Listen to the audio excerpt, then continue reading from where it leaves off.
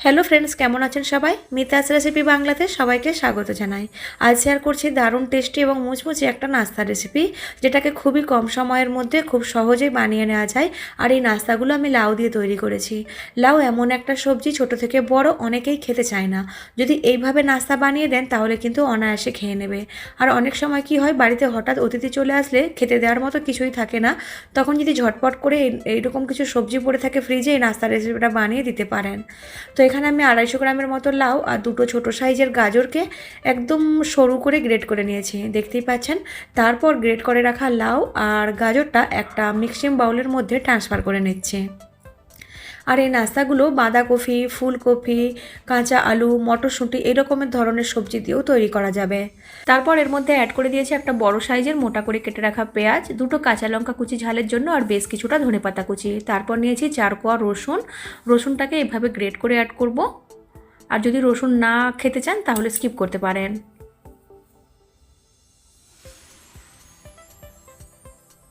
তো রসুনটা গ্রেট করা হয়ে গেছে। তারপর নিয়েছি 1 ইঞ্চের মতো আদার টুকরো, এটাকেও এইভাবে ফ্রেশ গ্রেট করেই অ্যাড করব। আদা রসুন বাটাও অ্যাড করতে পারেন, তবে এইভাবে ফ্রেশ আদা রসুনটা গ্রেট করে দিলে খেতে বেশি ভালো লাগবে। তারপর দিয়ে দিচ্ছি 1 টিস্পুন চিলি ফ্লেক্স, যদি ঝাল কম খেতে চান স্কিপ করতে পারেন। আর দিচ্ছি কালারের জন্য 1/2 টিস্পুন হলুদের গুঁড়ো, 1 টিস্পুন দিচ্ছি গোটা জিরে, আর দেবো 1 teaspoon chaat masala powder. Chaat masala powder না থাকলে 1/2 টিস্পুন আমচুর পাউডার বা একটা অর্ধেক লেবুর রস দিতে পারেন। স্বাদ মতো নুন দিয়ে দিয়েছি, তো 1/2 টিস্পুনের মতো নুন অ্যাড করেছি। নুনটা একটু বুঝে অ্যাড করবেন, যেহেতু চাট মশলা দেওয়া রয়েছে, তার চাট মশলার মধ্যেও কিন্তু বেশ নুন থাকে। এখন সব কিছুকে খুব ভালো করে মিশিয়ে নিতে হবে। আর আমার কাছে অল্প একটু বাঁধাকপি পড়েছিল, তো আমি একদম সরু করে কেটে এর মধ্যে অ্যাড করে দিয়েছি, যাতে বাঁধাকপিটা ইউজ হয়ে যায়। আর অ্যাড করার সময় ভিডিওটা স্কিপ হয়ে গেছে। তো সব কিছুকে ভালো করে মেখে নিয়ে অ্যাড করে দিচ্ছি বাইন্ডের জন্য 3 টেবিল চামচ চালের গুঁড়ো বা চালের আটা, আর দিচ্ছি 1 টেবিল চামচ বেসন। এখন সব কিছুকে খুব ভালো করে মেখে নেব। জল দেওয়ার দরকার নেই, সবজি থেকে যে জলটা রিলিজ হবে সেই জলের মধ্যেই কিন্তু খুব ভালো করে মাখা হয়ে যাবে, কেন কি লাউয়ের মধ্যে বেশ পরিমাণে কিন্তু জল থাকে।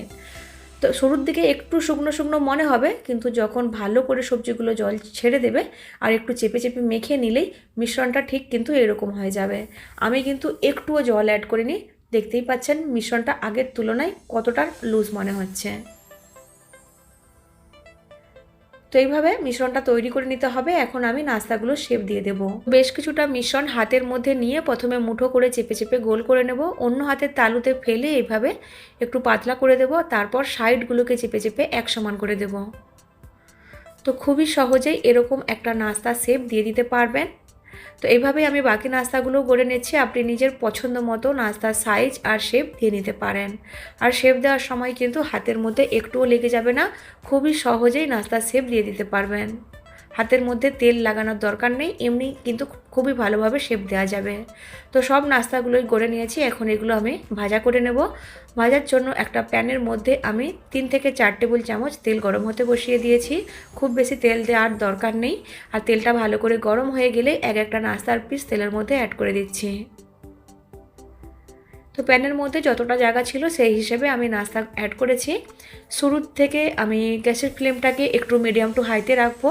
আর নাস্তাগুলো যখন ভালো করে সেট হয়ে যাবে, তারপর আমি গ্যাসের ফ্লেমটা মিডিয়াম করে দিয়ে নাস্তাগুলো ভাজা করব, যাতে ভেতর পর্যন্ত ভালো করে কুক হতে পারে। তো 2 থেকে 3 মিনিটের মতো ভেজে নিয়ে আমি উল্টে দিয়েছি নাস্তাগুলোকে, আর গ্যাসের ফ্লেম মিডিয়াম করে দিয়েছি।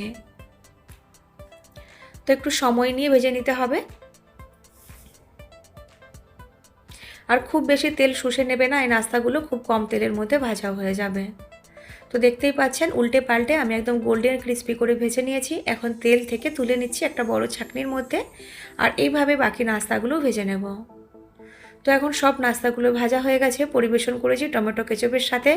গরম গরম চায়ের সাথেও এনজয় করতে পারেন। তো ফ্রেন্ডস, ফ্রিজে যদি অল্প কিছু সবজি পড়ে থাকে তো আজই ট্রাই করুন এই রেসিপিটা, আশা করছি সবাইকে ভালো লাগবে। আর যদি লাউ দিয়ে বানাতে না চান তাহলে অন্যান্য সবজি দিয়েও সেম রেসিপি ফলো করে বানিয়ে দেখতে পারেন। বাড়ির সকলেই ভীষণ মজা করে খাবে, আর এভাবে কিন্তু বাচ্চাদেরও অনেকটা সবজি খাওয়াতে পারবেন। যদি একটু ভালো লাগে ভিডিওটিকে লাইক, চ্যানেলটিকে সাবস্ক্রাইব করে আমাকে সাপোর্ট করার অনুরোধ রইল। ফিরে আসবো আবার নতুন রেসিপির সাথে। ভালো থাকবেন, সুস্থ থাকবেন, বাই বাই।